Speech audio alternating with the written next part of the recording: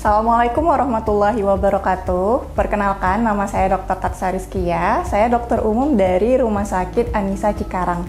Jadi, virus HMPV itu merupakan suatu virus yang menyebabkan infeksi saluran pernapasan akut, khususnya itu pernapasan bagian atas. Nah, HMPV sendiri merupakan salah satu golongan virus yang termasuk ke dalam salah satu famili dari virus lainnya. Nah, untuk HMPV sendiri, dia asal mulanya itu pertama kali dijumpai pada tahun 2001. Nah, pertama kali dia itu virus yang berasal dari negara Belanda, di mana salah satu peneliti meneliti penyebab virus yang berasal dari anak-anak. Nah, maraknya HMPV ini baru saja terjadi di negara Cina pada tahun lalu, pada bulan Desember. Jadi di Cina itu sudah terjadi pandemi, di mana semua kasus HMPV ini terjadi peningkatan. Nah, untuk penyebab HMPV ini sendiri, yakni penyebabnya adalah virus HMPV itu tersendiri. Jadi virus ini merupakan sama dengan virus influenza lainnya. Mungkin untuk penyebabnya sendiri bisa berasal dari common cold ya. Jadi dia itu bisa dari pernafasan, jadi ada seseorang yang terinfeksi. Jadi ketika terkena cairan, khususnya cairan yang terinfeksi, itu akan menyebabkan virus ini berkembang, dan beberapa respon dari beberapa manusia kan berbeda-beda. Jadi bisa menyebabkan penyakit HMPV ini sendiri. Nah, untuk gejala awal virus HMPV ini adalah yang pertama seringnya itu batuk. Batuknya ini bisa batuk kering maupun batuk berdahak, kemudian disertai dengan demam, kemudian ada juga flu. Jadi virus ini sebenarnya untuk gejalanya itu sama kayak common cold ya. Jadi gejala virus. Nah, gejala virus ini selain dari tiga ini, pada HMPV kita menemukan kasus yakni sesak. Nah, dan juga ditambahin dengan ada suara seperti mengi atau wik-wik. Nah, itu yang merupakan salah satu ciri khas untuk pasien-pasien yang mengalami gejala HMPV ini. Nah, untuk membedakan HMPV dengan flu biasa, sebenarnya untuk gejala sendiri itu tidak bisa kita bedakan ya. Jadi untuk membedakannya itu, pertama dokter mungkin akan melakukan beberapa pemeriksaan penunjang seperti pemeriksaan untuk swab nasofaring yang pernah kita lakukan pada zaman COVID dulu.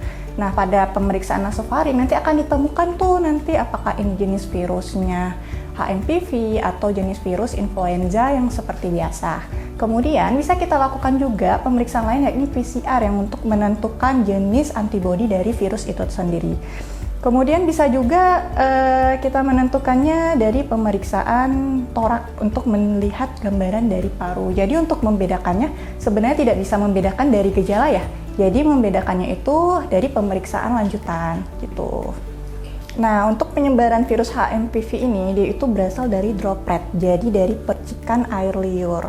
Dan juga pertama virus ini sebenarnya itu udah lama ya terjadinya, dan virus ini akan marak sekarang. Jadi penyebarannya itu emang murni dari droplet, yakni dari percikan air liur penderita yang mengalami droplet. Dan juga HMPV ini dominan dia terjadi di negara yang beriklimnya hujan atau lembab. Jadi virusnya ini lebih tumbuh berkembang biak pada saat musim hujan. Nah, HMPV menyebabkan komplikasi serius? Jawabannya adalah iya. Jadi, tapi tidak semua orang ya yang menyebabkan komplikasi serius. Nah, ada beberapa pasien yang rentan mengalami komplikasi pada HMPV ini, antara lain yakni anak-anak, kemudian lansia, lalu juga ada penderita dengan imunokompromis atau pasien-pasien yang mengalami penyakit kronis seperti HIV/AIDS. Nah, jadi komplikasinya itu komplikasi jangka panjang.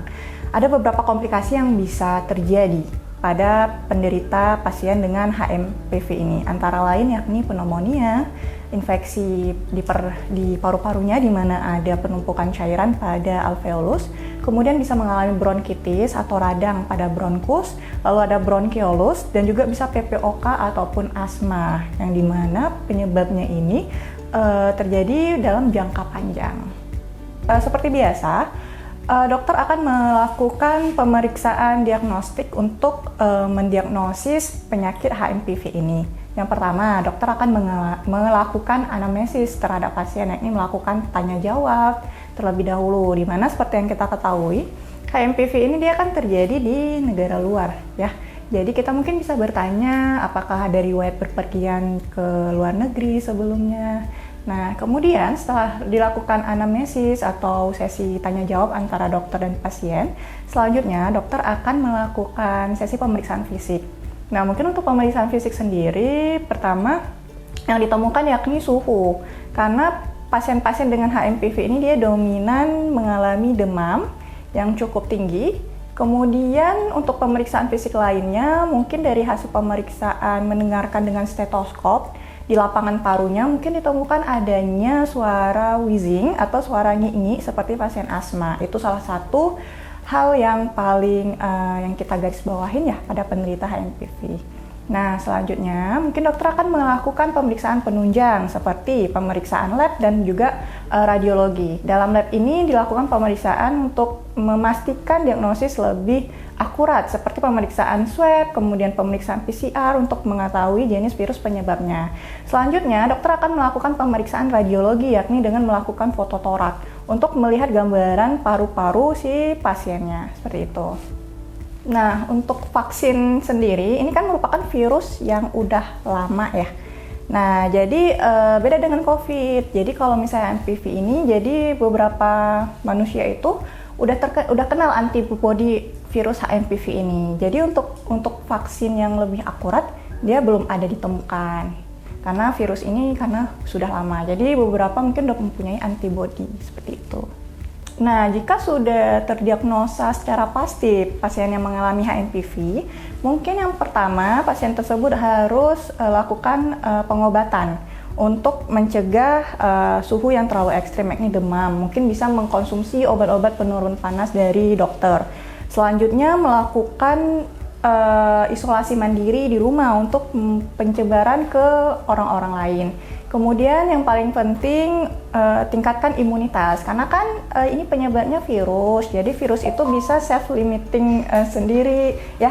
Jadi dia itu bisa sembuh dalam beberapa minggu. Jadi nggak usah khawatir atau panik. Nah, kemudian jangan lupa juga untuk mengkonsumsi makanan yang bergizi seperti sayur-sayuran dan juga buah-buahan dan minum minuman yang untuk merehidrasi tubuh dari dalam seperti itu.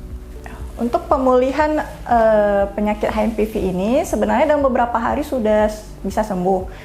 Kalau untuk infeksinya dia biasanya itu terjadi dalam waktu 3-5 hari, namun untuk pemulihannya ada beberapa penelitian mengatakan bahwa 1-2 minggu dia pemulihannya, seperti itu.